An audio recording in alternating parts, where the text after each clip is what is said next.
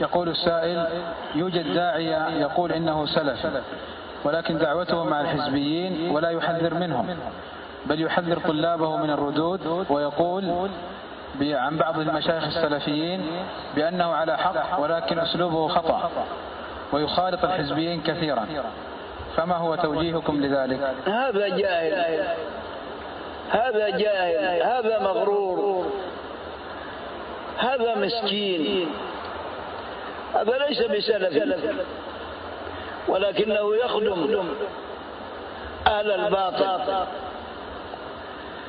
الحقيقة أن الردود أمر بمعروف ونهي عن منكر،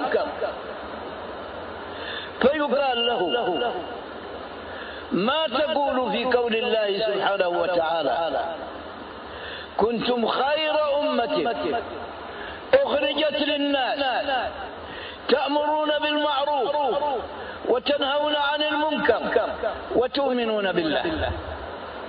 بماذا صاروا خير أمة؟ أليس بهذه الخصال؟ أمر بمعروف ونهي عن منكر وإيمان بالله، يعني على الأمر بمعروف ونهي عن منكر مبني على الإيمان بالله. ما معنى الإيمان بالله؟ الإيمان بكتابه ومعرفة ما فيه من حق،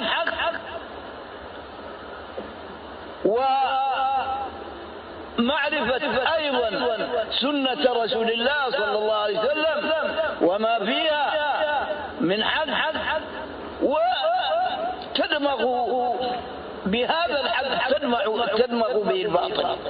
هذا هو الرد، أن ترد على أهل الباطل باطلهم وتبين الحق فيما أخطأوا فيه.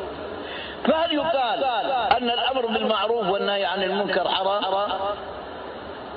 هل يقال أن من يأمر بالمعروف وينهى عن المنكر مبطل وأن طريقته غير صحيحة؟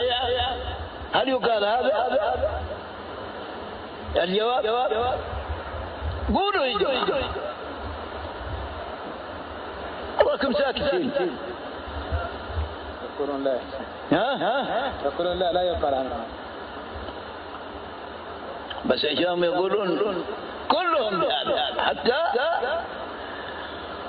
طيب، إذا كنا نقول أن الآمر بالمعروف والنهي عن المنكر هذا على حد ويجب أن يؤيد ويجب أن يعان، إذا كنا نقول هذا، فكيف نقول أن الردود لا تجوز أو أن الردود باطل أو ما أشبه ذلك؟